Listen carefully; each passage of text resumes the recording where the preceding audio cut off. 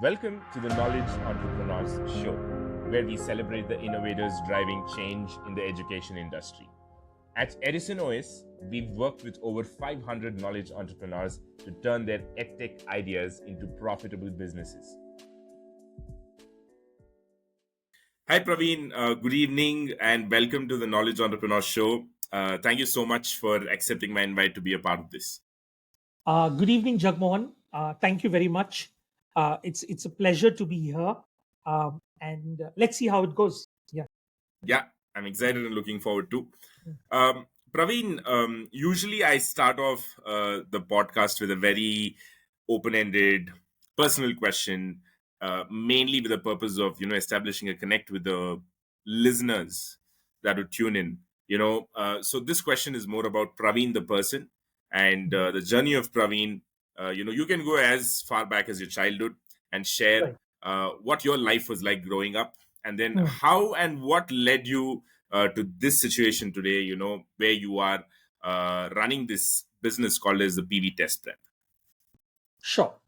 Uh, so, if I go back right to childhood, I would say that my brother and I, we were just two of us, and we were very lucky that we were we had grandparents around who taught us a lot. Parents were very busy making a living.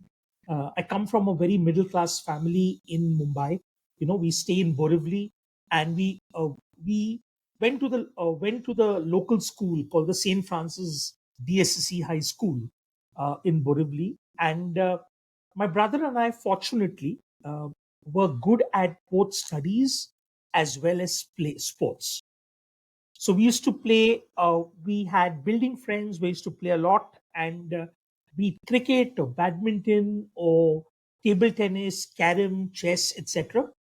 And the years spent in school were really the wonder years. We did well in 10th. Later on, in 12th, my brother went on to become a dentist, a dental surgeon, and I chose BSc in statistics, maths, and economics. You know, and then went on to take the CAT, score a 99.67 percentile, and got into a college called the Mudra Institute of Communications, Ahmedabad, MICA, where I did the 2-year flagship program. And so that's as far as my education is concerned. But I'll tell you where the teaching bug bit me. It was after 12th standard that the person uh, whose coaching class we used to go to, I thought, okay, after 12th you usually have an extended vacation. So I thought I'll contact him to correct some papers of standard 10th or 12th, okay, wherein you could make a little bit of money, and you could be more productively engaged in the vacation.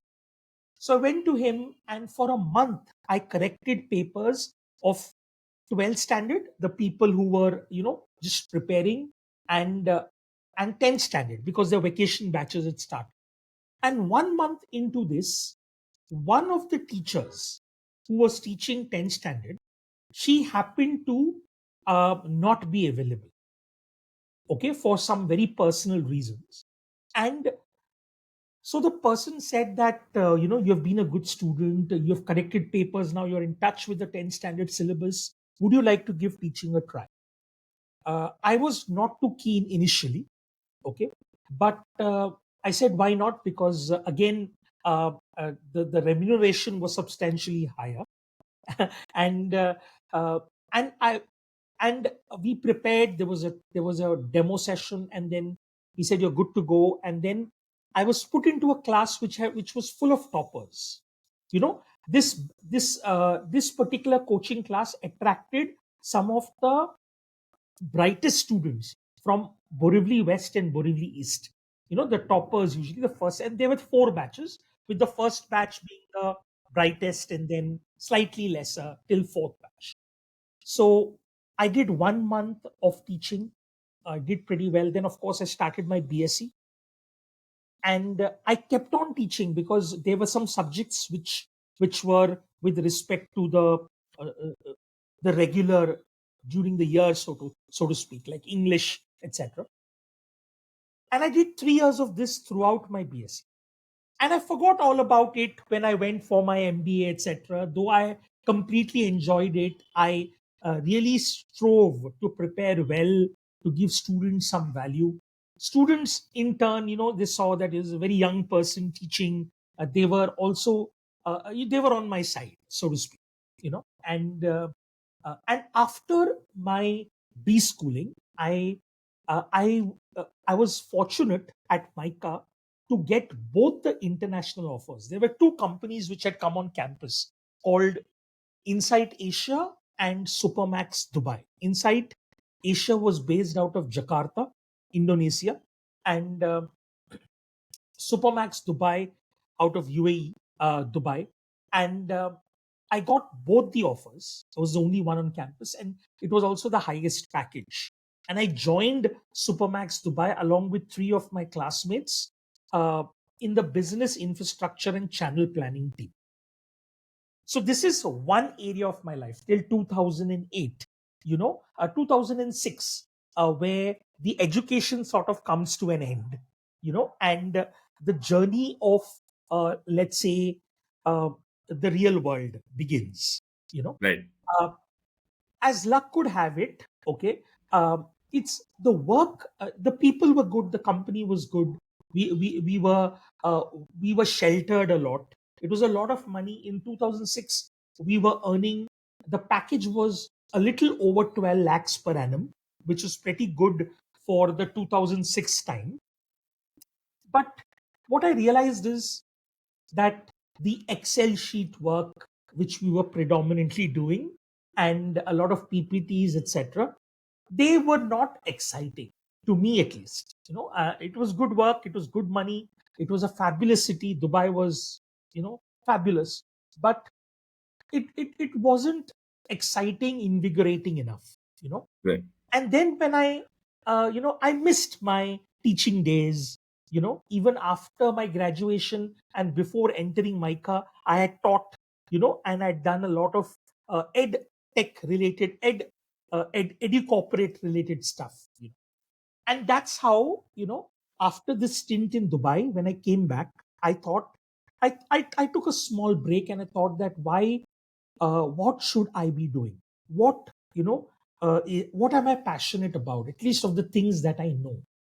And I said, let's try to um, go to one of these big coaching classes, like let's say IMS or Time, and approach, and let's see if I have some kind of a role, because the teaching salaries are very different from corporate salaries. It's very difficult for them to match up, Right. at least during that time. And uh, and so uh, I made my way to IMS, okay, and I got selected, and the person there was kind enough to say, he said that, we can't of course match a corporate salary, Of and this course. was in 2008, we can't, but we will try to come somewhere close. Right. But you have to do dual responsibilities, that is teach as well as take care of a center. So that is where my uh, I would say my journey in test prep, because previously I was teaching 10 standard kids Right. and 9 standard kids during the regular season. And that's where my journey in test prep started. Right. And I was in test prep in different capacities and in different firms like uh, IMS, then CPLC, and then Time. Okay, as the GMAT. In Time, I was the GMAT product head. Hmm. And then eventually, in my experience of 12 years, I saw that there was this gap between what the students wanted and what they got in a group setting. you Right. know and I always felt that big groups do not work, especially for aptitude tests, because in aptitude tests, very often the die is already cast. The student has, developed a certain aptitude, Right. okay, and let's call that A. And then there is the B component, which is the work he's willing to put in at this Right. point, and C is the input and the material given by the tutor. Right. So I always felt that A was the biggest component, Right. okay, Right. and with B and C you could sort of optimize or maximize whatever you could reach. So with that thought in mind, I sort of started taking some private tuitions. Right. And initially it started off with me going to the person's place in teaching, Right. and it was very good. I was most students were very gracious.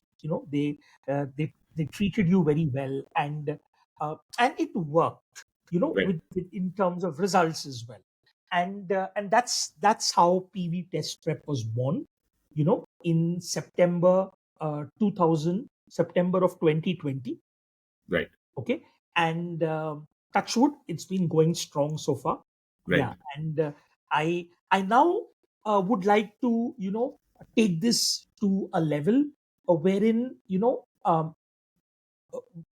wherein it is a little bit on autopilot, but Mm. at the same time it doesn't lose out on the core values that it was founded on, Right. where I believe in quality education.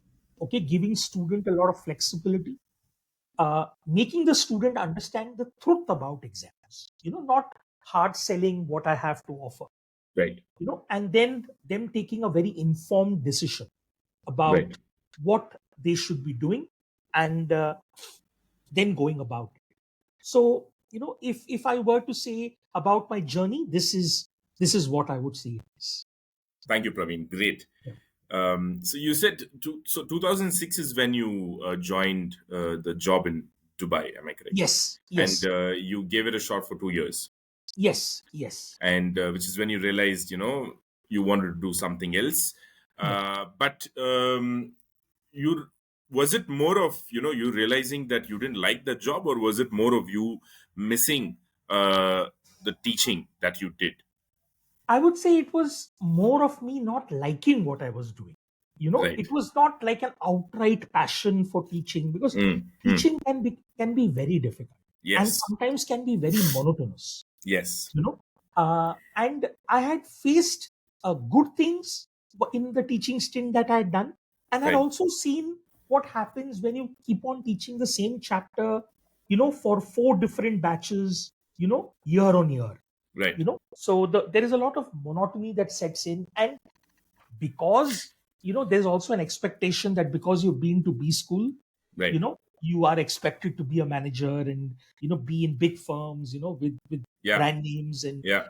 and everybody looks down upon, let's say, oh, he did all this and now he's going to become a teacher, Yes. or something like that. So, but that did not bother me. But to answer your question, it was more about me not liking what I was doing Right. than a pure passion for teaching when I began.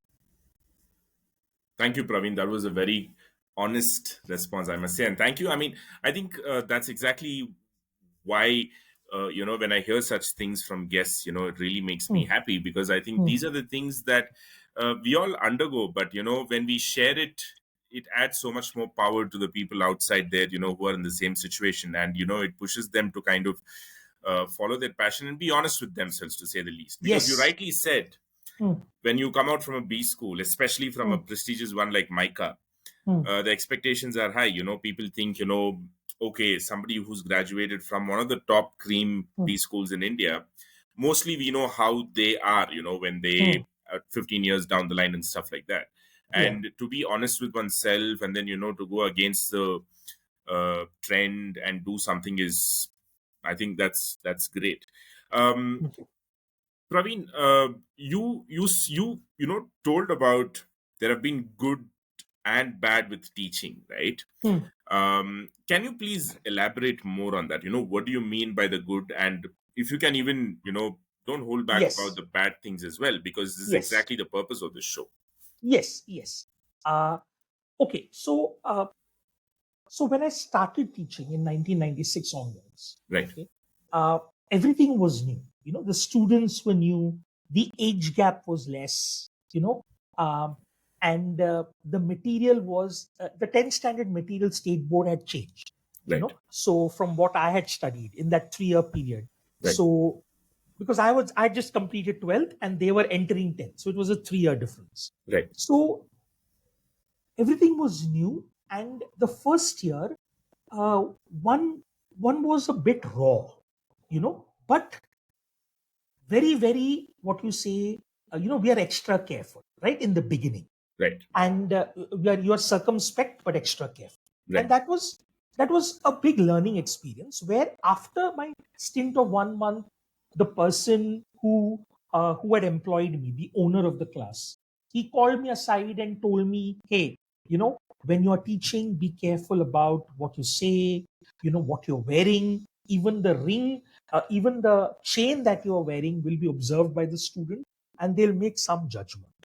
Mm. you know and I and that is why, to this day, even though I'm married, I don't wear a chain and I don't wear a ring, you know strangely enough, because it was put into us that teachers ought to be like sort of role models, Right. Right. not flashy in any sense. Right. So I Right. was, yeah. And being young, I was I wouldn't say flashy, but slightly more flashier than the other teachers to begin with.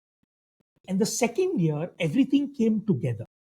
Okay. It was a fabulous experience of 2 months. I think when the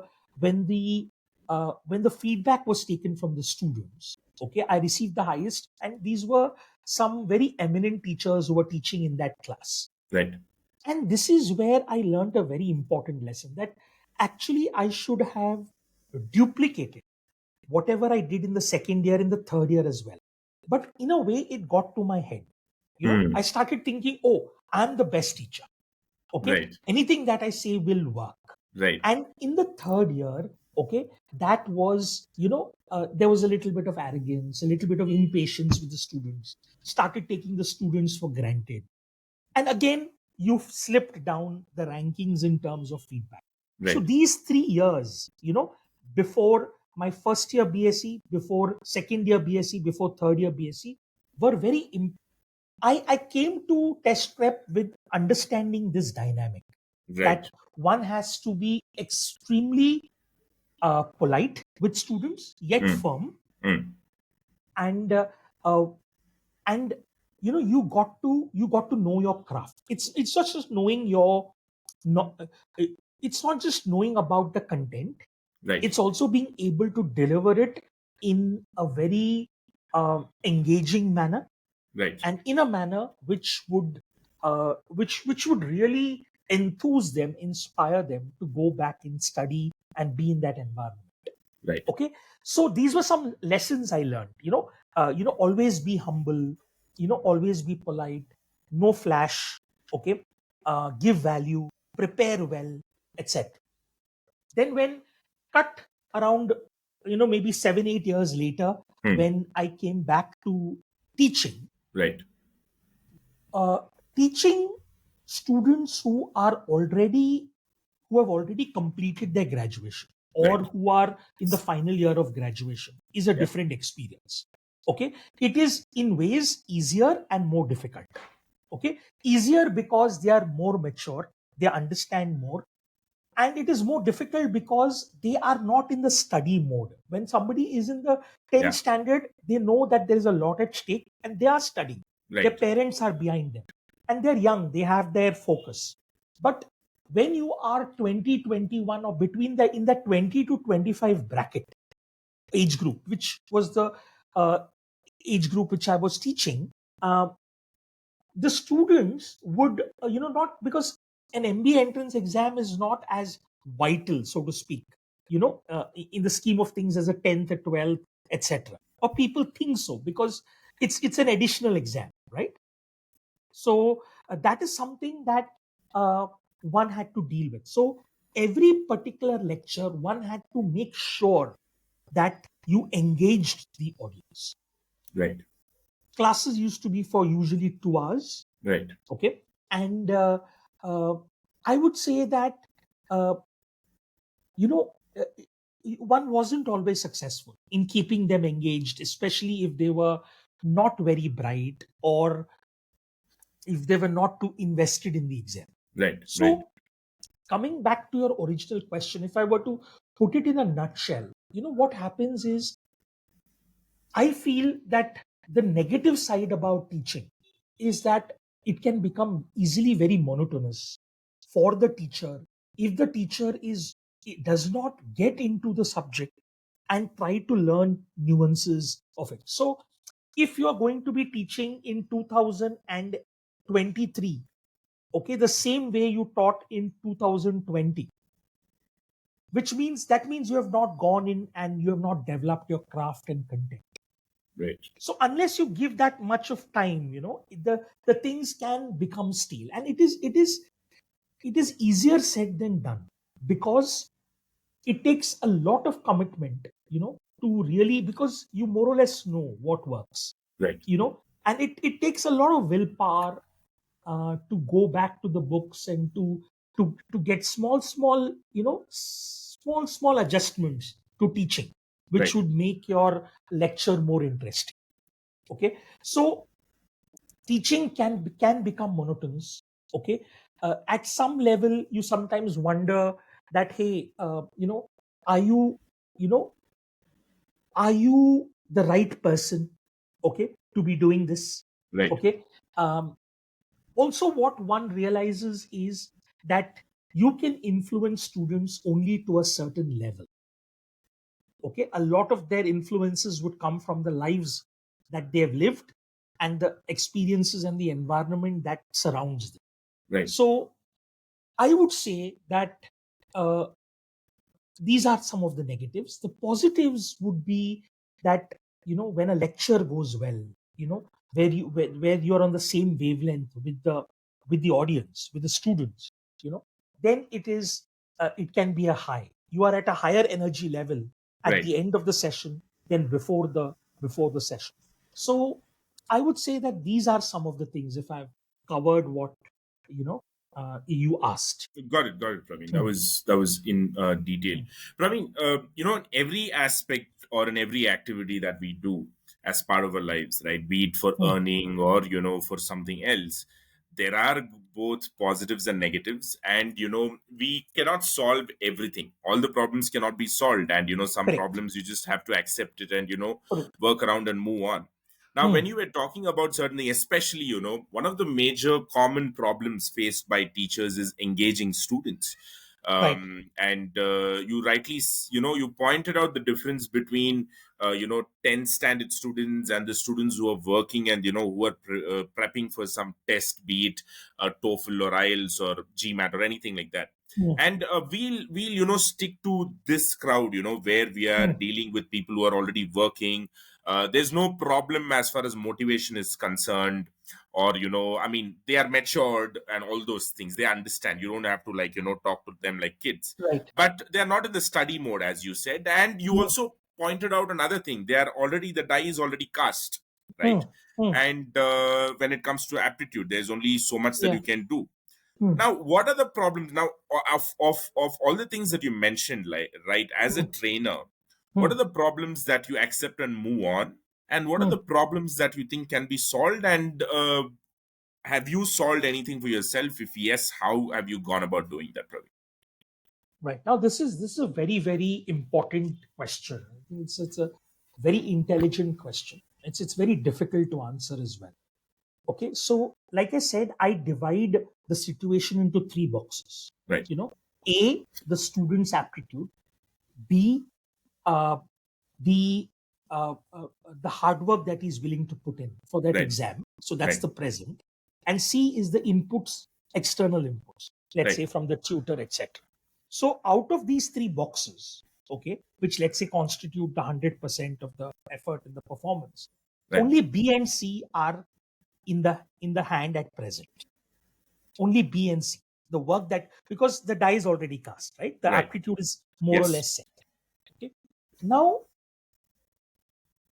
I think one of the most important obstacles in the life of a student who is in final year or who is working and targeting exams like GMAT, GRE, CAT, etc. I also include CAT here, the Indian Right. exam. Right. Right. Okay, is they do not, because they have not faced exams which are, unless and until you are, let's say, you're prepared for the JE, where it's not so, it is aptitude plus knowledge, right, for the JE, Right. where you have to study for long hours, etc.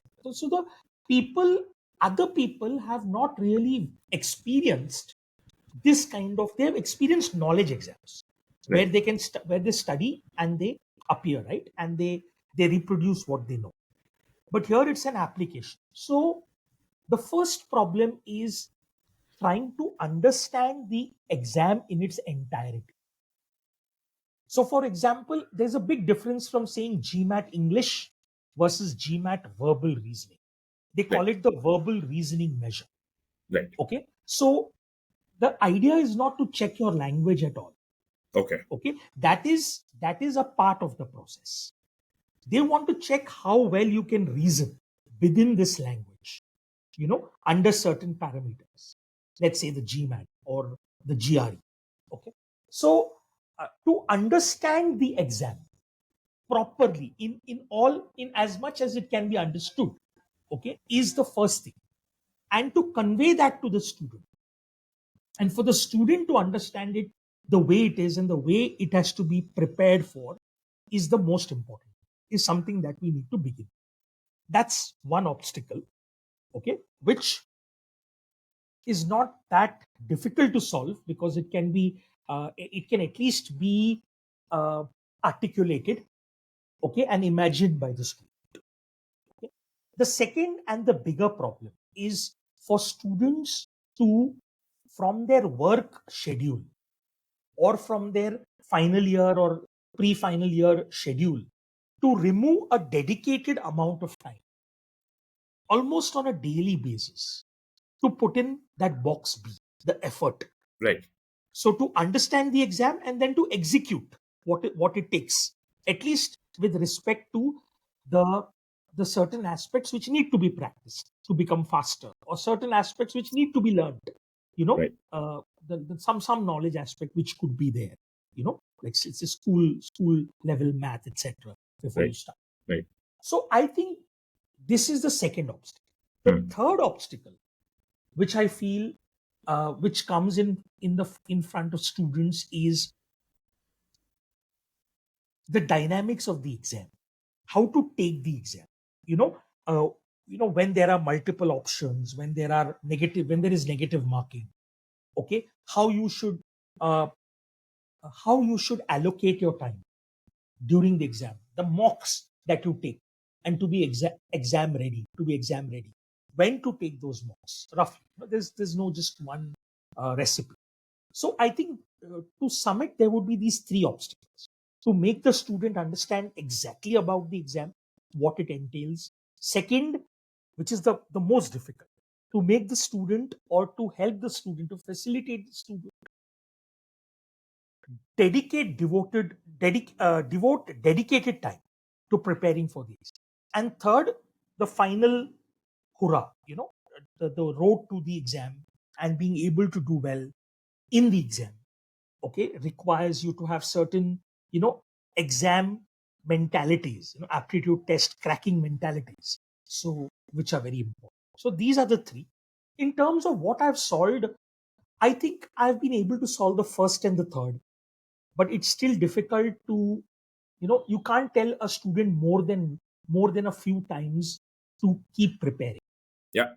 It has to come from within. It is how Yes. desperate or ambitious or motivated the student is. Yes.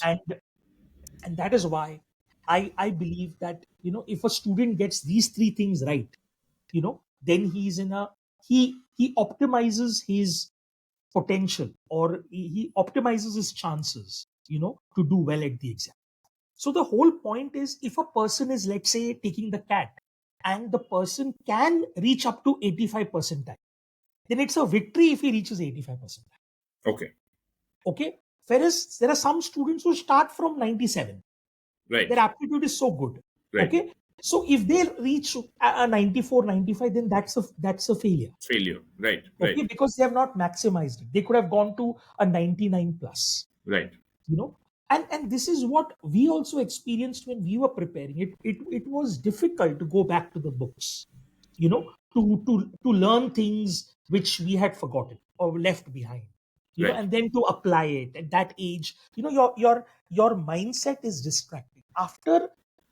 I truly believe that in India, after the 12th standard exam, there are very few people who diligently study, and that is the time that you require to study the most, because you're studying your degree for an undergraduation. Right. Okay, but people concentrate a lot on the entrance. The 10th and 12th, especially the 12th, is done, as well as one can. But then after that, even in the IITs, I've had a lot of students who are from the IITs and CAs, except CAs. CAs study because that is a requirement for their exam. Right. But if you check how much they've studied for BCom, they may not have studied that much. Exactly. Yeah. Okay. But IITians, especially after having spent around 4-5 years preparing for the JE, cracking it, getting a lot of recognition for it, and there is a burnout, and the level changes probably, after getting in. So there is, there is less engagement within IIT, Right. in a lot of students as well. And yes, of course, there are students who do it, and they're all very bright, and they sort of towards the end become analytically good. But if you ask them about their core subject that they've studied, be it chemical engineering or electrical engineering, engineering physics, etc., that would be a different ballgame. you know Right. so once you get out of that habit of not being, not devoting dedicated time, it's difficult to get that focus back. Right. That's a difficult problem to solve. Got it, Praveen. And I believe you said there are three aspects to getting equipped to deal with test preps. To deal with exams like GMAT or GRE. And you said the first and third is something that you've solved for. Hmm. I think that would what that these are the things that sets apart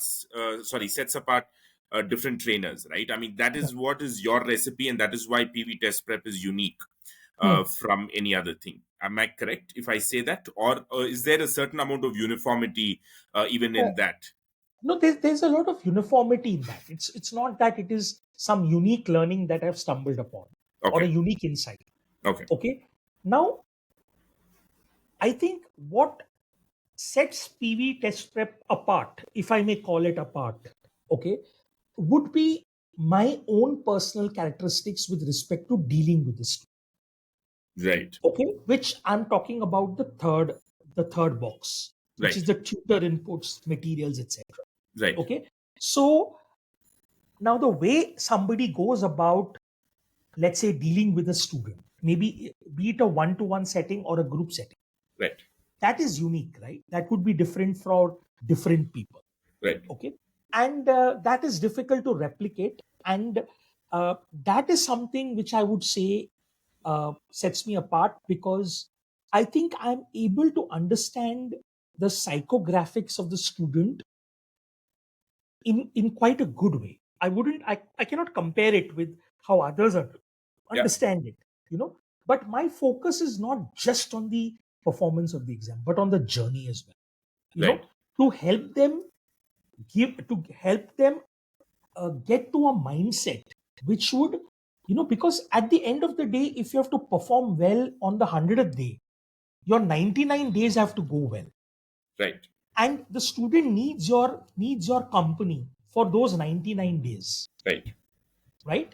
And how to make the journey simple for him, how to awaken in him the desire, or the motivation, or even volition to prepare on a daily basis. These are things which, you can, what you say, um, if if you are better, if you can understand the student better from so many cues that they give you, okay, I think that can be, the rapport can be much better, where the student will listen to you more, because if he understands that you understand him, you understand his problems, okay, and you are ready to give a realistic, pragmatic approach. See, it's very easy to say study 8 hours a day, study 4 hours a day, but how to study when your mind is revolting? you know how to prepare for exams, which, how to open a book which you're not so used to, it's a book that you've not been into, and why to go back to 9th standard, 10th standard quant, for Right. example, Right. or words, study of words in terms of vocabulary, or grammar for GMAT. Okay, so these can be very, very difficult things. It's easy to say, oh, study 4 hours a day, but how to study, how to push yourself to, or even try to enjoy the journey, and how to understand that it's a complete privilege to be able to prepare for exams like these. You just get the opportunity when there are so many who are far better than us, Right. who do not get this opportunity because of so many restrictions that they have on their lives, financial or otherwise. So there's a way, I believe, to convince the student to at least hold fort for these 99 days if they're preparing for, let's say, 100 days, for the exam. So I think that is an ever moving target, and something that needs to be solved all the time, because every student is unique, and to be able to bring out the best in the student, where he is not just it's not just the performance that has brought him happiness, but the journey of those 9900 days where he has transformed himself to a certain level. Okay, where he knows that he can now focus towards his goal and do well in whatever he undertakes. So that experience, I want him, not to remember me because he got a 740 at the GMAT. Okay, but the journey that he spent with me, okay, and the rapport that was shared, and the kind of support that was given. Right. So that is what I would say is would make PV test prep, slightly stand apart. I would say maybe others are also doing it, but this is what I would. Got it, Praveen. Mm, Praveen, whatever spoke about, right? Teaching an exam is one thing, but then the way you do it mm, is also something that you really care about. yeah. Reminded me of another conversation that I had with the Mm, founder of a company called schoolbox.com. okay. And I'm sure, there is a lot of companies that Mm, act as, that kind of connect students to teachers and mm, teachers to students. And this happens, in various criteria for mm, various reasons why a particular student and teacher come together to learn from each other, and whatever it is.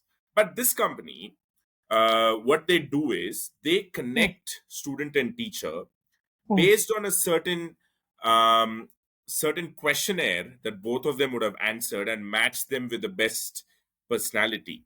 And but it's interesting that you spoke about understanding the psychographics of students, mm, because I you're a one man company, right? PV Test mm. Prep is just a one trainer Yes, company. yes, yes. And so it's interesting that you spoke about it, because that means Mm, you are also taking some mind space of yours to understand the personality of a student, and then probably making subtle changes and tweaking your style, absolutely, right? absolutely.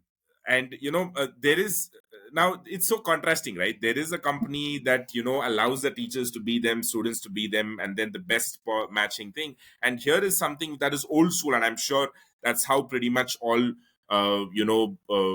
most liked teachers, I think, are the ones who kind of also take into consideration the personality of the student and make an effort to build a rapport or connection with them. If you had to this is for all the trainers, aspiring Mm, trainers, or all the trainers who are new in their jobs listening, if you had to kind of throw some light on this and help them succeed in identifying and kind of adapting to the student's personality, mm. what are some of the things that you talk about, Praveen? Right, right. So let's say I'll talk about two different settings. Right. Okay. Now, one setting is, let's say you have a line of 100 students willing to join you, Right. and you put them into four different categories Right. based on a certain diagnostic test that you have already given them. So you are now bunching them together, not by aptitude, okay, the A box, and Yes. not by their psychographics. Okay. Yes. Now that means in, let's say, batch one, where you get the brightest, the cream. Okay. you are going to find people who are going to be very competitive, who will probably be self-driven, etc., etc. They may have different psychographics, but it is difficult to manage it as a crowd. Okay, so you have to find the common denominator. So what appeals to them? That they are more intellectually driven. Right. They are more stimulated with and they don't want any. They already know a lot of things which you would anyway say in batch 4. Okay, so you will stick to your task and get deeper and give them subtle adjustments to do well. Right. It may not be the case for, so in a group setting it's more difficult. Okay, and in many cases this does not happen because most classes do not have the luxury of putting grouping students together in terms of aptitude. They Right. just would like to take everyone, whoever comes to them for asking for their services, and everybody is grouped together. Unless you have, let's say, special classes for, let's say, IIT Bombay students, Right. okay, or let's say a special class for HR students, or let's say a CA batch, then that's different. Right. Okay, so because that does not happen in the same class, you can have a student who is extremely bright and it will probably touch close to a 99-100 percentile. Okay, and in the same class there'll be somebody who will drop off or drop out of the course, or somebody who will take it and get less than 60 percentile. Right. Okay, so it becomes very difficult to then target. Okay, now, but if it's one to one, then everything matters. Okay, to understand the student, if that is your question, how Yes. to Yes. Yes. With understand the respect to student. one to Yeah, one. Yes. with respect to one to one. Yeah. So so you try to understand the place where the student is from, where he has studied, what he has studied, and you ask questions and you listen. I think listening is very, very important, wherein you automatically, certain things get calibrated about the student. That this student is, let's say, not so confident, or there's another person who has a higher evaluation of himself than he should have. Mm. Okay, so the idea is to present to them what you think is the truth about you reaching, the bridge that the person needs to cross to Got it. reach his goal. Okay, in a very nice way, in not a brusque, rude way, or in a very shattering way. Right. Okay, to understand the psychographics, everything, the school that the person went to, the place the person is from, the kind of parenting he received, the kind of scores that he got, what is his particular mind space at present, what are his ambitions, Right. are they ambitions for the sake of ambitions, or does is there any substance in terms of um, having the ability to achieve them. So all these are things which can help us, but these are things which are very difficult to articulate. Right. Right. Understanding the psychographic is very difficult to articulate. So I'm sure you must have understood something about my psychological state, and I may have understood something about your psychological state, but if somebody else asks me to articulate exactly, then it would be difficult. So therein lies a little bit of a problem and an opportunity, so to speak. No, got it, Praveen. I mean, I think Ah, whatever you already said, I knew it was ah, not that I expected, step by step mm, things. yeah. Some just whatever you said so far, Mm, helps because mm, what I took away from what you said is okay. Let's say if somebody is wondering, hey, on what basis do I kind of divide these students? mm, Firstly, you started off with their performance to start off mm, with. That's the simplest thing. You give them a test, mm, and then you figure out, mm, okay, you know what, this guy's intelligent, this guy's not so intelligent, this guy's mm. really he needs to Correct. do his basics. Mm, But mm, then you also spoke about in a group setting. mm. Do you put what's more important, grouping people based on their personality or grouping people based on their performance? Grouping people based on their performance is going to help the teacher because the teacher knows that okay, all these people are all on the same level, or I can Correct. skip all these and do this. Yeah. But grouping students based on their personalities may I was just trying this idea where the teacher may just play the role of a facilitator, where you group students based on their personality, where the performances might be different, but the students can collaborate amongst themselves and make something out of it. Yeah, So see, yeah, yes. these are some things that I was thinking when you were talking about it. uh, See, this is a very advanced thought, and it is a very complicated thought because see, at present, the kind of tools we have to understand even a student, right, okay, they are blunt tools. They're right, not sophisticated tools. right, Okay, so it's very difficult to even claim that we can group them with respect to their personalities. right, And even if we manage to do it, will they collaborate or right, not? That's right, another situation because there will be people alike in personality. right, Okay, so we do not know whether that mix would work in terms of collaboration or not. So this is a very advanced thought, which only the best of the best institutions can afford to do, right. because then you require in a good amount of demand, where then the cards are in your hand. Yes, Okay, yes, that you have people coming in steady stream, and then you do a lot of, let's say, different variations, right, you know every year to understand what works best. correct. Yeah, of course. I was sort of expecting you. Okay, you know what? This is one way to divide, and then probably I Hmm. was thinking you're going to talk about dividing them based on their personality and stuff like that. But then I know, That's a little too much to ask for, actually. no, no, no, Yeah. totally. And and you also told about one simple thing that you just probably mentioned in passing is you can probably divide them based on where they are. Some people are little less confident than they can afford to be, whereas some people are a little more than what they can be. Actually, it's not going to help them. Hmm. So I'm sure, if not, it need not have to be direct answers. Sometimes just these things will help people understand, oh, this is a way that you can divide students, and they can come up with so many other ways in which they can analyze their students and stuff like that. So I think it did solve the purpose. Now, Praveen, going back, Hmm. a couple of things that I want to talk about, ask you about from what we discussed a little earlier. You Hmm. said, from 2008 up until 2020, you've been part of many test prep companies, right, in Yes. various capacities, and 2020 is when you actually started to kind of venture on your own, and you did that by Yes. even visiting students' homes, and that's how you Yes. started off. Yeah. And that too in 2020 September, probably after the first wave of the COVID, Yes. when the online thing was happening. So, Yes.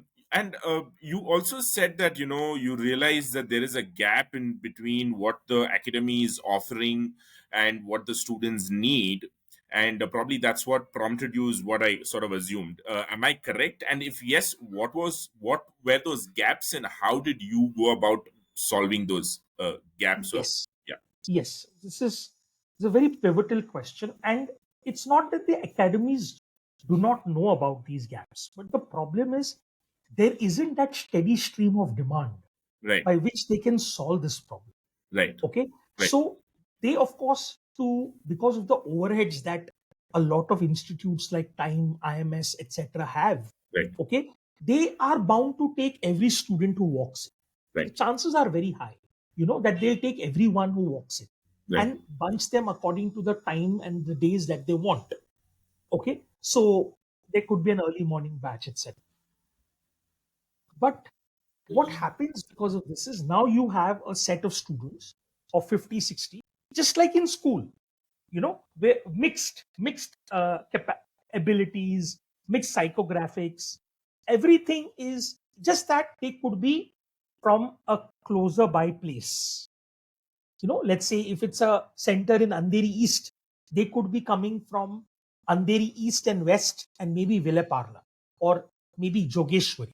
Okay, the two close by areas. So that's the only thing in common. And if it's an early morning batch, it could be because they have to go for work, right, or they want to start their day early right, if they're at home, or right. if their college starts a little later in the day. Hmm. Okay, so these are the certain things. Now, when this happens, the problem for the teacher is to find you can't really assume anything. You just go as per a preset script. So you're not customizing anything. So whether it be a morning andheri batch or a late churchgate batch, okay, which has completely different people, okay, uh, you could be teaching the exact same thing because you think, or the tutor thinks, that this is the best I can do, Right. and this is the common denominator, so to speak. It Right. could be the lowest common denominator for Right. all you know. Right. Okay. So the gap that arises hence is some people think you are going too fast. Some people think you are going too slow. Some people think that you are repeating things that are not necessary to be repeated. Some people say you're saying things lesser than you should, lesser times than you should, or fewer times than you should. So within the same group of, let's say, 30 people or Mm. 50 people, you have different opinions and different feedback. Right. But yes, when the tutor is putting in his best and he is well equipped himself, even the least intelligent student or the least invested student in the class respects that, and he understands that. Correct. Yeah. We tend to underestimate our audiences, Right. okay, because it's not just the mental processes that help them evaluate someone, but also something that appeals to their heart, so to speak. Right. So they are able to understand that you are doing a good job and you are trying your best. The problem is that it may not work in terms of the ultimate goal, in terms of the performance that you want to remove out of this, Right. right? Right. So you cannot, the main thing is you cannot do mass customization. Mass customization is very difficult Right. because then you're talking of a different price point. You're talking about a different batch size. Yes.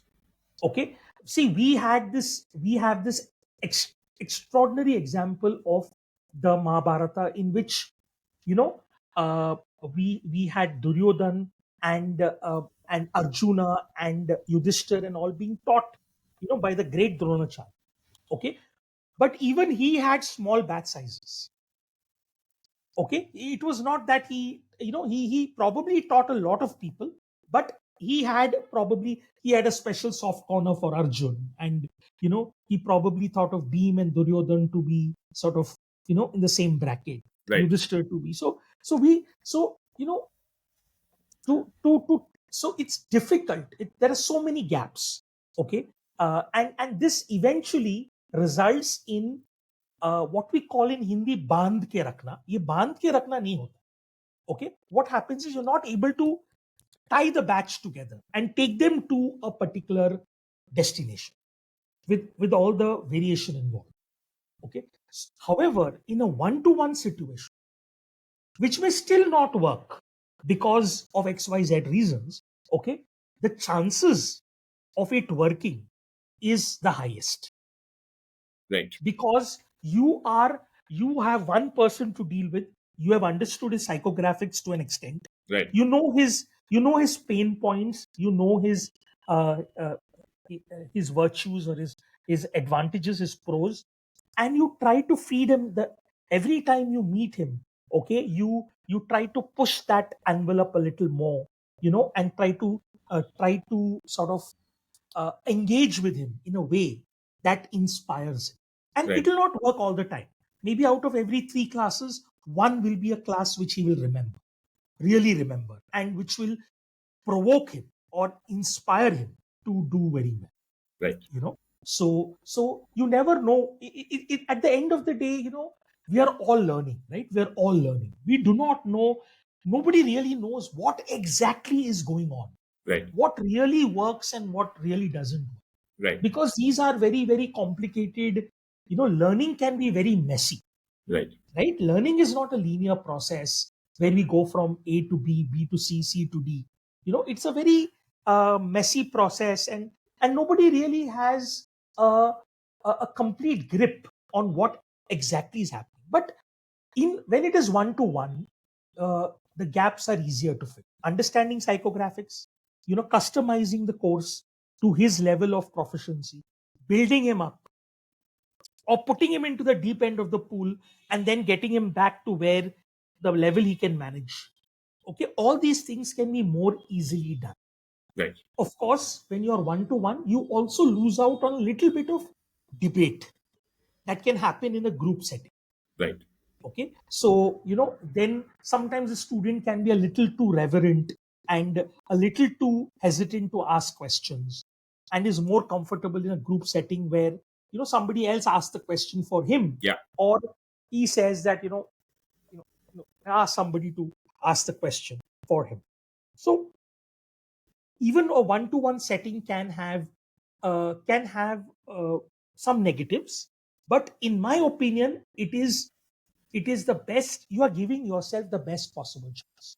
Nothing like if you have five people in a group who are roughly you know equally competent, roughly the same psychographics, driven, and then they get the inputs and they go towards the goal, then the chances are so much higher in them getting their desired excellent score, let's say.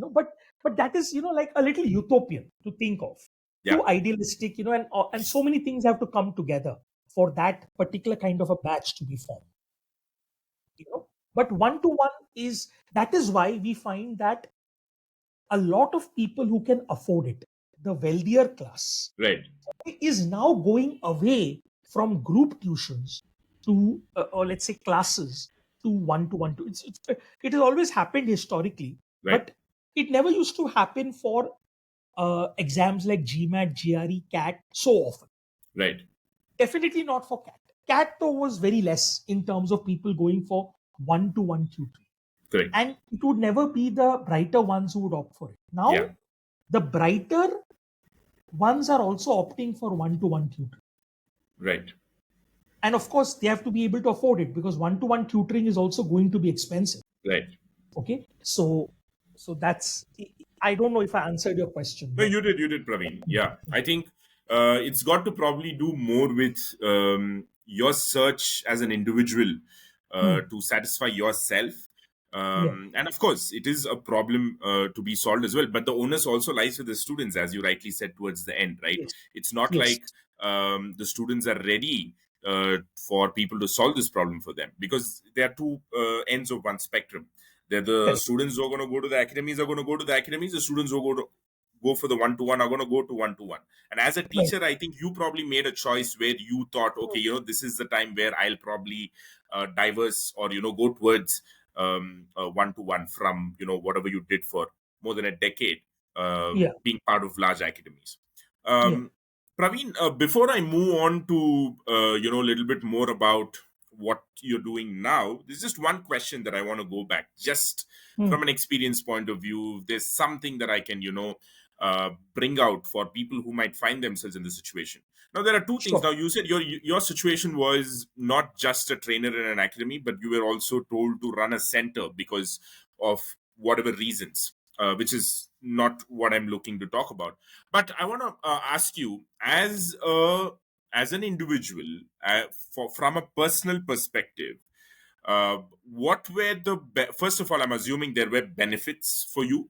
So if there were, what were the benefits of being also having the responsibility to run the center uh, as a teacher? So what was hmm, those benefits, or even was it beneficial at all, or was it an hindrance hmm, to you as a teacher? And if there were both, please talk about both of those things. What are the pros and cons as well? right. So managing a center happened very early on, Right. in the sense that when I joined IMS, like I said, I had to manage a center along with teaching, Right. and very often it gives you the sense of this false sense of power in a way, because you're entrusted a center and there's a team reporting to you, Right. and you have fewer classes than the normal teacher takes because you have got center duties to take care of. Right. But unless the person is extremely efficient, is able to manage time well, etc., one cannot do justice to all the things needed, Right. especially in an unstructured center, because you can't be taking a counseling for some people. You can't be looking into the accounts concerns. You can't be looking into batches, then preparing for classes and then taking classes. Right. All that, is not ideally possible. Hmm. Okay, but we don't live in an ideal one, right? Right. So we try to do the best we can and we try to run it. But in my opinion, uh, running a center is far more boring than, let's say, teaching. Right. Okay. So, and I use the word boring very deliberately because I remember sitting in a center with not too many things to do, apart from, let's say, preparing, and you're just wondering, that what should you do with this time, and even there are many things to do, but you don't know how to do them, you Right. know, Right. and you don't have the team so it's a complicated situation, and it's something that I wouldn't say I enjoyed. I wouldn't like to Got it. merge. It's good fun running a center per se, Got it. okay, or teaching per se, okay. But doing both of them, along with so many knickknacks that come in the way, can be extremely distracting and take you away from, you then become there's no core competence that you really develop.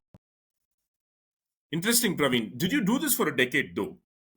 No, not for a decade, just for around 3 years, because then I went into teaching full time.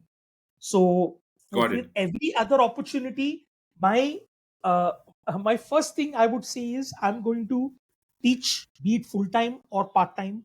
Okay, teach and only this particular area of the aptitude test. And yes, in that, if you want to, like, let's say the GMAT product head had the product. I was a GMAT product head at time, and that there was the product responsibility, which is still an academic responsibility, not a Right. managerial Right. responsibility.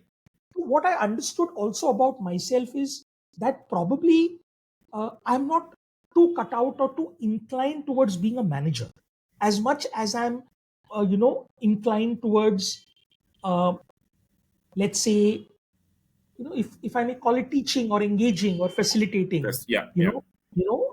with students, or any other kind of set of people. Got it, Praveen. So yeah, Um, so I see myself as, though the education is there, but I can imagine, theoretical management is one thing and practical management is something else altogether, I think, and a lot of people, they just talk the talk. Okay, it's very difficult to really walk the talk, you know right. Right. and nobody's ready to call out, that the emperor has no clothes, so to speak. In this world, we like, that's why I liked when you said that, let's be honest. Yeah. Okay. Yeah. And one of the things is that people are not ready to say that, everybody wants to run his shop. Nobody's no nobody is They're adjusting the truth Yeah. just Yeah. so that the shop will run. Stop will run. Okay. Yes. Yeah. Not interested in knowing what is true and then trying to achieve that in some way, you know Yeah. so Yeah, it also boils down to whether somebody can afford to do that. It's also a question of yes, that, yes, and yes. I think yeah. Right. So okay, uh, Praveen. I mean about this thing. The reason I asked whether you did you continue doing that for a decade, because it was pretty clear in the start that you'd probably not continue doing that. You didn't enjoy. So I only thought that okay. You'd have probably realized at one point, what, I'm only going to stick to teaching and stuff like that. Yeah. And that I just wanted to Sure. confirm that with you. Sure. Praveen, now coming to PV test prep, right? You also Mm, said in the beginning, luckily, it's on mm, autopilot right now, mm, right? mm. What is this autopilot thing? No, just by autopilot, what I mean is that there is a stream of students that I get, Right. every month. Hmm. Okay, Hmm. and because I take one to one, Hmm. okay, there is only a finite number of students I can handle. Right.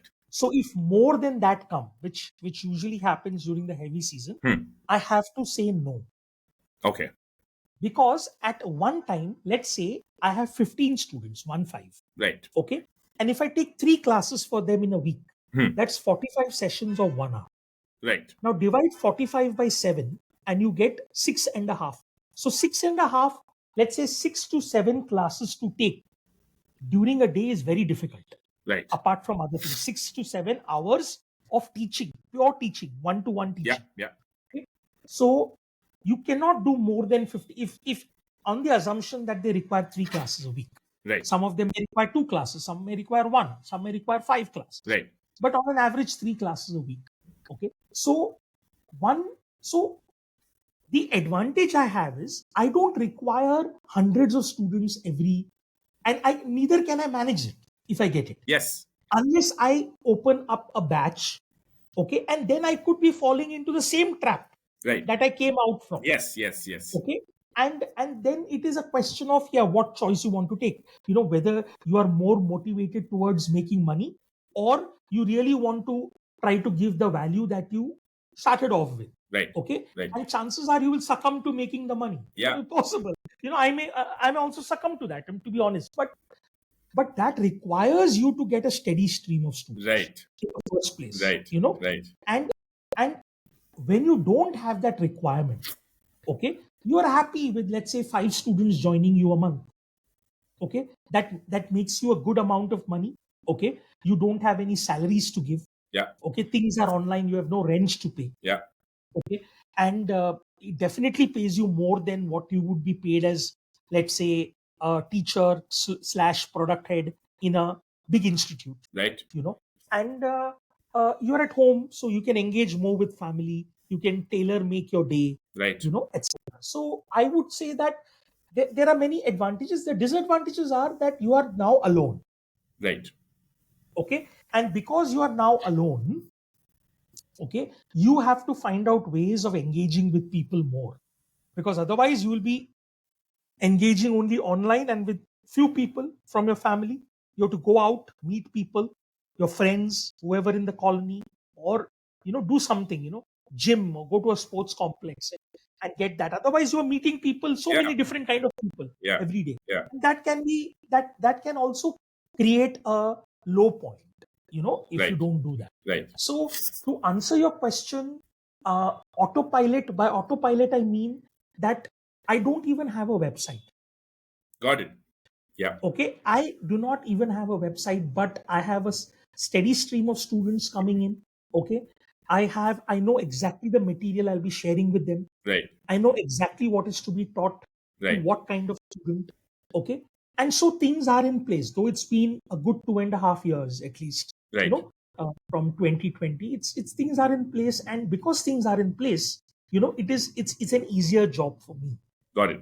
So by that way, I can say autopilot. Got it. But if I aspire for bigger things, whatever they are, and then one will have to unlearn, relearn, Yeah. then go forward again. So these are all steps which I want to take eventually, but I somehow would not want to compromise on the integrity of what I offer. Right. On the quality of what I offer. Right. Just because I want to make a fast buck. Right. Or at least that is what I would say right now. Right. I'm not sure what will eventually happen, to be brutally honest. But this is what it is. No, I'm coming there. The most, I think, the spicy topics are probably, are gonna probably start off at this point. Now that we've established, where you are at this point, and what you meant by autopilot, totally understand now. You don't have to really break your head about finding your next student, and Correct. they're just coming to you, and you just have to, you are nicely experienced to kind of keep it going in a very smooth fashion. That's what you mean. But now, Praveen, the most important thing, the way I look at this, right? You fall under the bracket of a solopreneur, and that too, in solopreneur, from what I've seen, you fall under even niche segment of a trainer solopreneur.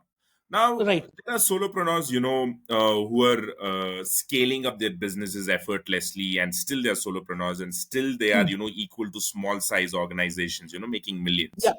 But one of the as a teacher, you spoke so much about the upsides, the nicer things, the satisfaction, uh, which money cannot buy, Yeah, without a doubt. But in reality, money is also very important. And absolutely. there is a certain minimum money that even you would want, no matter what. Yes. And but then there's so much more money you can make. And which is what you were telling, you do not want to, you want to like stick to that quality, you do not want to Mm, compromise on your quality in search of mm, more money and all those things. But as a solopreneur, as a mm, trainer solopreneur, how mm, scaling up is, as you said, right? You don't know about, you're not very certain about the future, because come on, making money mm. is one of the natural aspirations of a man, to grow and True. grow and grow. We cannot be just stagnant and happy no matter what kind of work we do. But it's, if we Correct. look at it as a problem, Mm, and if we look at it from a perspective of solving it, mm, um, I'm sure you must have put some thought. What are your ideas, considering yourself and considering there are so many trainers, solopreneurs just like you, who mm, find themselves in this paradoxical situation? Okay, I cannot grow my team because then I'm going towards where I came from. And at the mm, same time, I do not want to, overcrowd my batches because the quality is going to get diluted. Is mm, this a certain situation? How mm. is, do you think there is a solution? What are your thoughts on this, Praveen? See, yes, yes, it's a very good question, and this is what I've been dealing with, Right, in the last few months. right, See, the truth of the matter is that to go to a higher level, you require certain skills and expertise, right, okay, which I may not necessarily have, right, okay.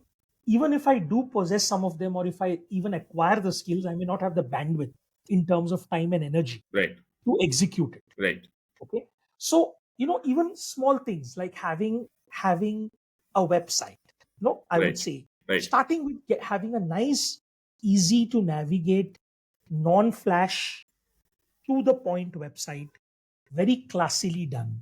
right, Okay, being present on social media, Facebook, LinkedIn, Instagram, YouTube, okay, where I could get more potential audience, right, okay, right, to uh, uh, to know about me, and then to have certain products. Like for example, I use Zoom at present, and I use official material, which, let's say, the GMAT or the GRE procure. But you would also want to have proprietary material. right, One particular day, right, you would want to have, like for example, I like this kind of a setup you have, the riverside setup, studio right, setup, right, you know so even this thing is so much more better than taking it on Zoom, I feel, right, you know right, because this is, if it's got integrity in its system, okay, if right, it's robust, then it's good fun, right, to right, do it this way than even over Zoom. right. Okay, so small things, like even converting. I don't know if you have heard of the Joe Rogan show. Yeah, Have I've you heard heard of of it. the Joe? Yes, yes. Yes, and Ranveer Alabadia, from Beer India, biceps. Yeah, who the beer biceps, right? And these, their podcasts, I just love them for their, the way Ranveer goes about, the Ranveer show, and beer biceps, Hindi, English, okay, the way, the kind of setting they have, the kind of lighting they have, the kind of mics they have, okay, all this, you would want to give. See, you have to realize also that when you're charging a premium, you want the student to have a very good experience. right. Okay, you can't have, your audio lagging a bit, or your video sticking at times, Absolutely. Yeah, and the lighting not being good. He should also have a pleasurable experience, as if he's sitting and having a talk with you, and he's enjoying himself, right. you know and he's solving and going towards his goal. So all these things are things that I'm looking at, Got it. but at the end of the day, what is the objective? See, whenever you're, let's say, be it making a website, or say, I always ask myself, what is the objective? So my everything starts with the objective, right? Right, right. If my objective is to make more money, Hmm. I would need more students. Yeah, if I get more students, I won't be able to run a one-to-one model. Right. I'll obviously have to run a small batch size or a bigger batch size model. Right. Okay. If that has to happen, then certain things have to be in place. I have to, where there isn't a steady trickle, but a steady flow of students. Right. Okay. So if we work backwards, we realize that, hey, to get into a situation where you can run a good sized batch, Hmm. maybe 2 3 batches, okay, uh, you will require these things, presence on social media, more, let's say, marketing, Right. you know and trying to spread what others have said, the word of mouth, etc, influence things, etc, a little bit, get things into play, and there are many ways to do it, but the problem is, see, this is the whole problem. There is no bandwidth, or at least there is less bandwidth, Yeah. the way I see it, Yeah. and I do require external help to build PV test prep into a one person show, Right. into, if not a more person show, I would at least want the skills that somebody, vendors can provide, Right. or freelancers can provide, Right. and help me out with certain specific issues, Right. without it being a burden on the finance part, Right. you know Right. too much of a burden, Right. right? So yeah, so I think solving this goes about what you really want, what is your objective, and then working back. And like I said, if the objective is to increase your collection, go and try to impact as many students as possible, okay, and get more students and run more batches, etc, then all these things will need to be done. Got it, Praveen. I really love the way you spoke in length about how you want to improve the experience for a student as a consumer. I've Hmm. not really come across a lot of teachers stress so much about the aesthetics Hmm. or those little details. And Yeah. I'm sure at some point I'd like to kind of get a glimpse of how your online class runs once you feel that Sure. you've reached that Sure. thing. Sure. Just the way you put it was really nice. I mean, I'm just Hmm. trying to say that I'm sure when Hmm. you get there, it's going to be great for the student. Thank you. Now, Praveen, you told Hmm. about not having the bandwidth. That's right. Hmm. Now, let's say Hmm. scaling up means increasing your revenue, right, Hmm. by a Hmm. certain x, Hmm. 10x, 20, whatever it is. That's Hmm. that's different. Now, what does that mean as a business? You simply have to increase the number of students, correct? Right. And when it comes to increasing students, you also pointed out certain things. Now it could be two ways in which you can increase your revenue. Either you can increase the volume of students, or you can increase your charges, basically. Hmm. Two ways you can do it. Now, both needs different things, and I think as an individual trainer, looks like doing increasing your charges per hour or whatever it is seems the most logical route if you do not want to dilute your quality. Or Correct. let us assume you have little bit more bandwidth to increase your students, but Hmm. let's say you think that needs more effort, or you Hmm. need some support from from outside. You spoke about Hmm. a number of things. You spoke about having a good website, you spoke Hmm. about social media presence, you spoke about creating content, positioning yourself, and all those things. Yeah. Now, Praveen, let's assume you have all of these. I'm not talking about increasing the charges per hour, I'm talking about increasing your students. Hmm. That too, not too much, till a point Yeah. where you think is a limit. Let's say you have all these things that to support you, and you also have. Now, as a solopreneur trainer, what do you think Hmm. is the limit? How many students you look at? Okay, you know what? This is the end of the number of students that I can go. Beyond this, Right. no matter what we do, we cannot go beyond. Like, Yeah. Yeah. Understood. So if it's going to be that depends on the model of the class. right. Okay. So if it's a one-to-one model, Hmm. okay.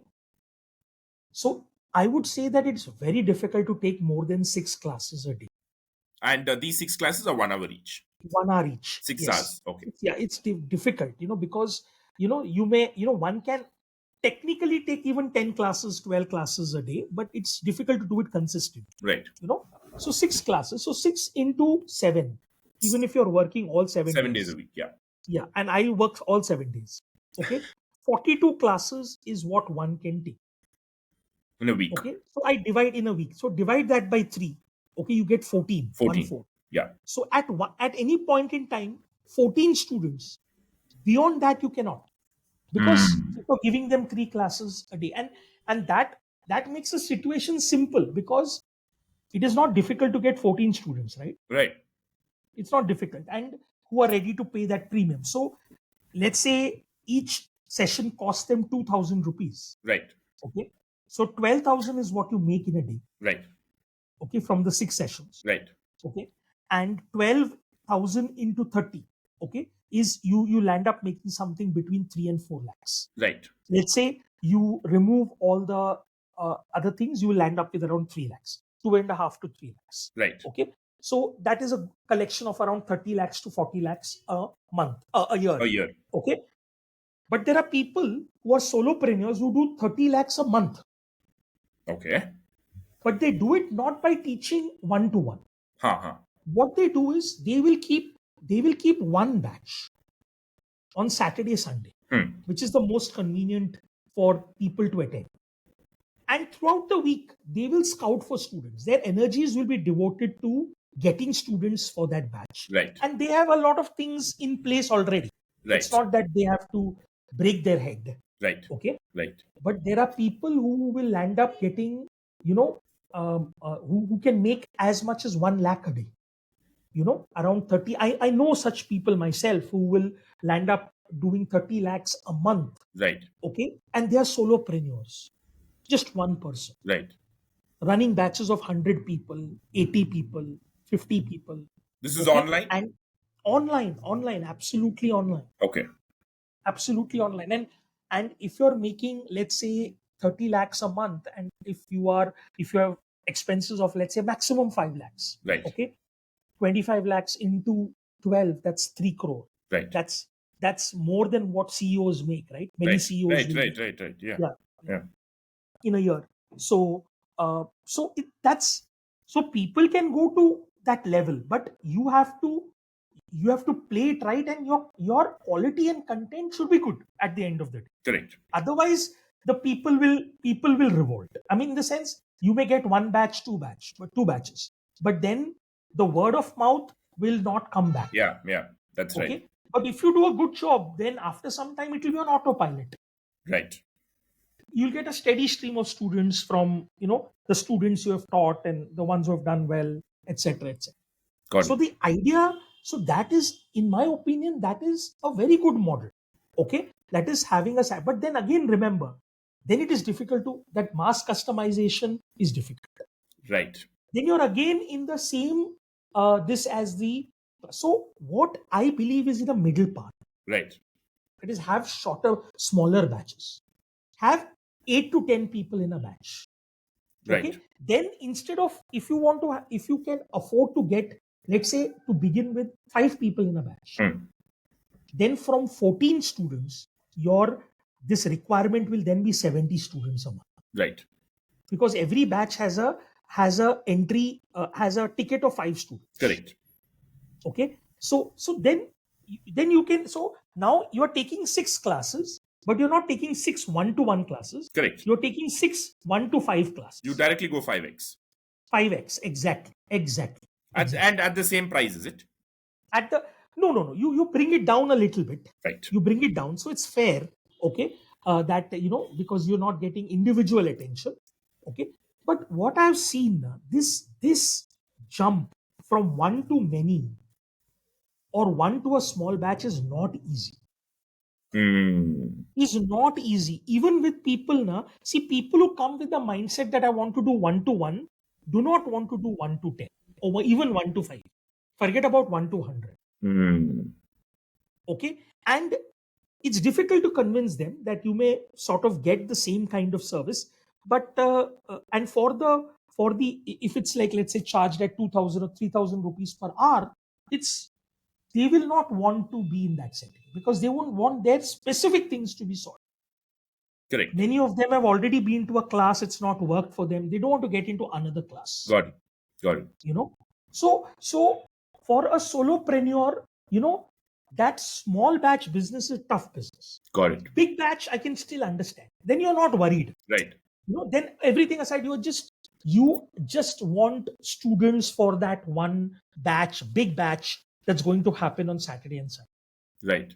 You don't care where they come from, what is their psychographics, what are their aptitude, and you will teach them well. It's not that I'm criticizing that And model. these are not hourly charged, is it?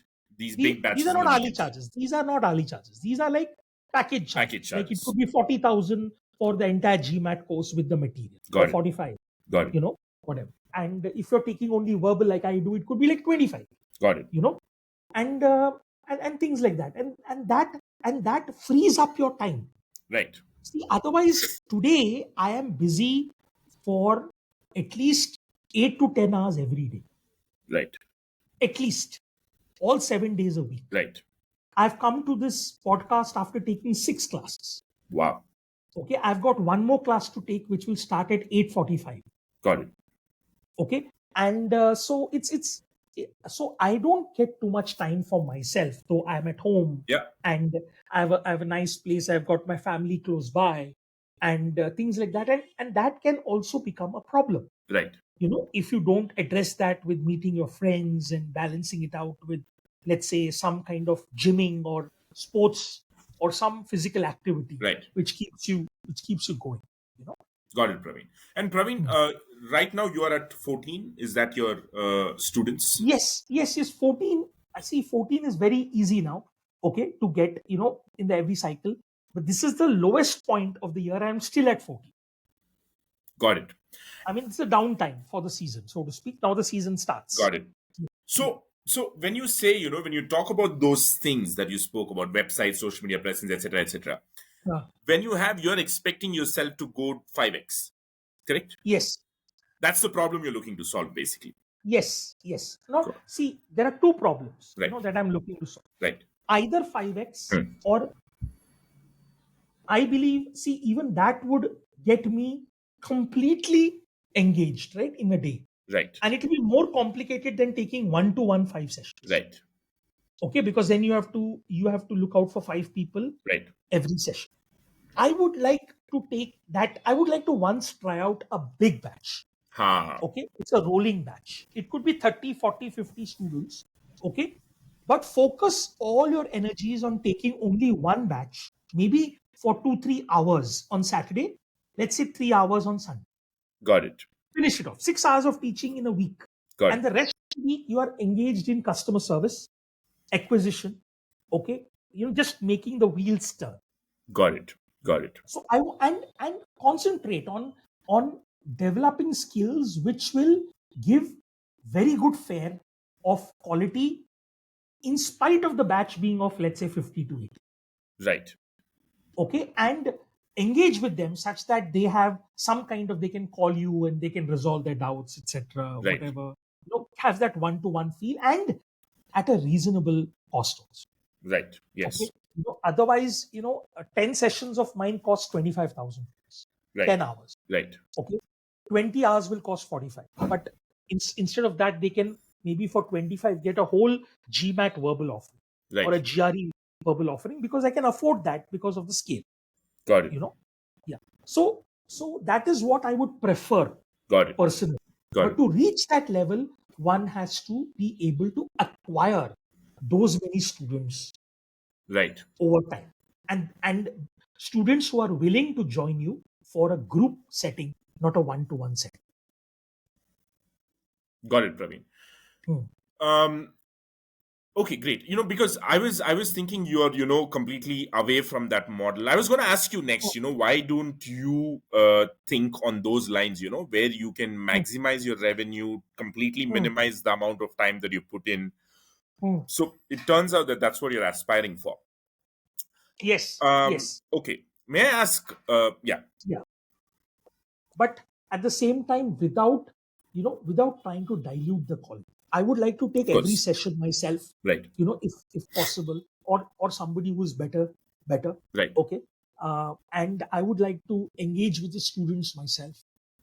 and do all these things, and learn more about being able to serve on. See, when you are taking 100 students face to face, Right. it's like a stage thing, right? You know what's happening. Yeah. It's like a theater thing. Yeah. Okay, so you can judge. But when you are online, it's like a film. You don't know what is going on the other side. Right. In the film's release, it's canned, right? Yeah. So it is canned. You can't change it. So you don't really know what's happening, who's getting neglected, etc. It's difficult to, that kind of dynamic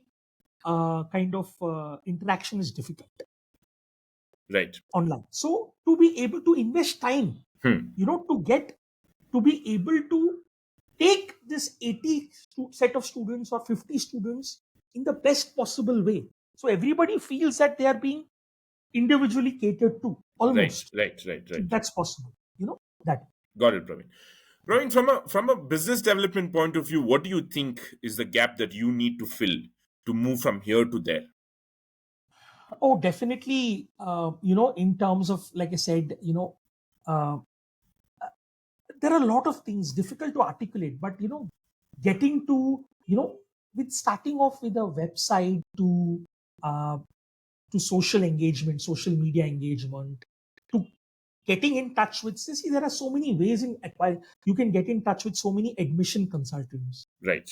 okay, and tell them that, see, this is what you're looking out for. If you believe in my kind of teaching, etc., the values, okay, you can refer some students, okay. Mm. They may ask for a commission, which is Right. possible, Right. okay, Right. Right. etc. Whatever it is, if it's a win-win-win, okay, for everyone, then it's workable, you know. So so so there are gamut of services, that I would require.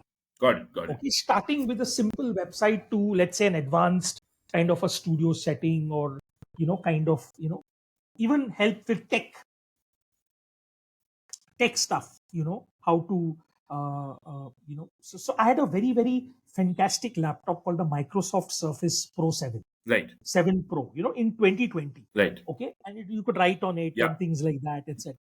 But I was facing a problem in the last 6 months where the Zoom would get stuck. I don't know why. Hmm. Okay, but the problem was not with Zoom. Right. Okay, problem was not with Zoom. There's some hardware slash software issue. I don't know. I've taken help, but then I still have that laptop, but I had to get another laptop. Right. So just 1 week ago, I got this Inspiron, Dell Inspiron, Right. which is not even half the laptop that the Microsoft Surface Pro is. Right. But it is giving me a very steady Zoom this, experience. Got it. Zoom experience, and I've got the internet is like 200 Mbps, upload and download. Got it. So I've kept it at a good level, and so that's not a problem. The internet speed, at least, the ping levels are low, so there's a lot of integrity, etc. So Got it, that Praveen. way. So Yeah. yeah. So gamut of services. I probably won't even know all the things I need. Yeah. Yeah. Yeah. Yeah. Fair. Praveen, another thing, this is, I don't know, something that I've been thinking, but I would love to get your perspective, right? Now, I'm sure there are, plenty of people out there. I've spoken to a couple of them myself. And I know that, there are more people out there, who are in the same dilemma, they do not Yeah. want to dilute the quality, but they want to scale up. They want more money for their time. Yes. Do you think, or has this thought ever come across? But I don't know how. Do you think there is a possibility for trainers like you to collaborate with a view of scaling up? See, there is a possibility, but I don't know how it will work. Okay. It will require some external entity to get everyone together on board. And see, people have, to collaborate. Uh, it's difficult. See, it's a wonderful idea, Right. but what happens at the ground level? See, I always see, one learning that has always been there with me. Whatever you do it such that it is practical. Right. Ideas are a dime a dozen. Right. Okay, and all this looks and sounds very good. Let's try to make people collaborate, and it may happen. Right. But it is not easy. Right. how you can get educators to collaborate and get in, or there has to be an entity to coming into play, Right. giving them so many tools and etc. And how, like, for example, the one collaboration I can see is, let's say if there are three areas in GMAT verbal, simple level of collaboration, and let's say my strength is critical reasoning, somebody else's is reading Hmm. comprehension Right. and sentence correction, they teach that. Right. Okay, the simple level of collaboration. Right. But there could be a higher level of collaboration. Right. Okay, with the, somebody may be good at taking a demo class, just demo class, focusing only Hmm. on demo class. Right. Right. Okay, Right. somebody is very good at, let's say, doubt resolution, just Right. does doubt resolution. Right. Okay, so all that can be done, but it's difficult. And you know what, see, at the end of the day, I have taken the GMAT twice. Okay, I got a 730 and a 780. Right. Okay, these are huge scores. But I will still admit that having been in teaching verbal for 15 years, verbal reasoning, I wouldn't say that, I've gone to the depths of it. Because my entire background is not in English, it's in math. Right. So my math is actually even better than my English. Right. Yeah. So in the CAT, for example, my quant was a 99.98. In Wow. GMAT, it was a full 51 on 51, both attempts. Okay. Okay. But I have a passion for verbal, which is more than a passion for quant. And quant, there are more people who teach. So it's easier to get students when you teach verbal well Hmm. Right. in India. Right. Okay. So that so even having scored that much, one, and having taught the subject and having really sat with the books, one can't say that you are the master. Right. Everybody's still learning, Right. so that collaboration can also happen at one level, Right. somebody senior who helps you out with certain doubts, and you know the teacher who teaches the tutors, so to speak. Got it. Got it, Praveen. Yeah, yeah.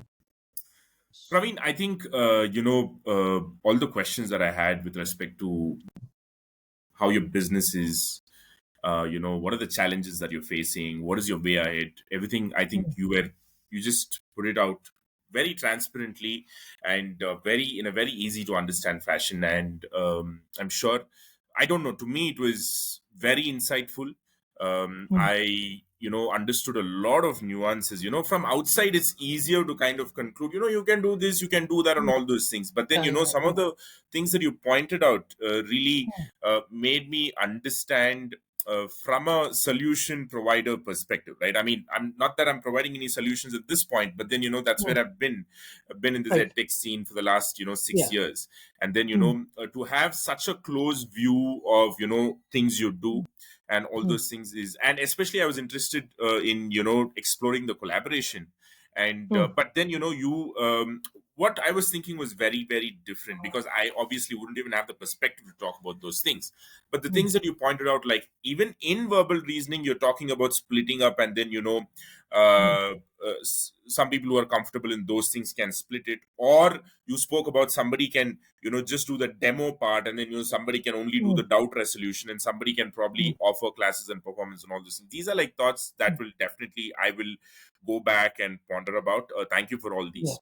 And I just like to conclude by asking a lighter question. Yeah. From this is a question that I ask most of them. What are the three books that, if you are into reading, if you have the time to read, first of all, Mm, I'm sure mm, you'd read a lot, but if you've mm. had the time in the recent past, what are the three books that you recommend? It need not have to be with what you do, generally life stuff, three books that really touched you, if you'd like to talk See, about. I'll be very frank with you. I Okay. don't think I have read a book for the last 10 years. Right, right. I'm Okay. not surprised. I'll be honest with you. Yeah. Okay. I've read a lot of articles, Right, okay, across AI Daily. But there are three books which I'll tell you which have really impacted me. And right. they're book slash movies as well. Hmm, Okay. hmm. So my favorite book is The Godfather. Oh, interesting. Okay, the Godfather, Mario Puzo. Yeah. Okay, I read it when I was in 11th. No, I think I read it when I was in doing my graduation, Mm-hmm, undergraduation, mm-hmm, after 12. mm-hmm, Okay, it was quite a long time ago, but I enjoyed the book. mm-hmm. I've seen the movie. several times, both all the three parts. Hmm. But I think that that book is a treasure. Right. It's not so much about the mafia as it's about a family and relationships and dynamics, etc. Right. You know. Then the second book I would say is The Fountainhead Yeah. I've read by The Anne Fountain. Rand. Yeah. The Fountainhead. It's a magnetic book. Right. Okay, you have to be careful the way it influences you. Yeah. Okay, and there is a lot of truth in it. This super real things in it. Which are sacred. I feel, and which is what has made the book appealing. Has appealed to so many people. And then I would say one last book, Outliers by Malcolm Gladwell, which I read again maybe some over 10 years ago. Right. You know, uh, uh, Outliers is not fiction. It's about people who are on uh, the higher side of the spectrum. It's a statistical term, right? Right. Right. What makes an outlier? Like what makes a Sachin Tendulkar? And the perspective that they have, Malcolm Gladwell has tried to show is how it's not the intrinsic thing, but it could be the environment in which they were born. How if let's say Sachin Tendulkar were to be born 10 years before or after, Right. he may not be the great Sachin Tendulkar that we all know. Right. You know, so it's so these three: The Godfather, Fountainhead, and Outliers. Got it, Praveen. Thank you. Thank you for that. Mm. Interesting. I think you're the first person to have spoken about two fiction books here. Uh, Yeah. most of them will be non-fiction. And Nonfiction. personally, I had a very late realization. How much fiction sometimes can also be, a very non-fiction like. Only that you just have to, Yeah. Oh yes. just Oh look at it yes. in that way. Oh And yes. it took a long time for me to look at fiction like that. And Mm. but I'm yet to get into fiction that way. But Mm. yeah, uh, Praveen, it was a pleasure. Thank you so much for taking your time out. Having said the amount of hours that you put in, and I can totally see why you say 6 hours, because I'm sure you're drained, because you come across like a person who puts 110%, not even 100%. And Mm. I can totally that energy and the passion is very evident. I can totally see it when you talk about certain topics. And all the very best to your scaling up. Thank you. Thank you very I much. can't Thank you wait very to much. really kind of talk to you once you've gone to that place where you reduce your workload and just do it Yes. 6 hours a week. And Yes. I think it's just a matter of time, Thank Praveen. you. Thank you very much. And I hope to, in any way, if possible, to collaborate, etc. Do speak to your team, the other people that you have. I know uh, uh, uh, your association, with Teach Edison, etc., and how you work in terms of, uh, collaborating things. Um, it's been a pleasure, privilege to be a part of this. Thank you very much. Thank you, Praveen.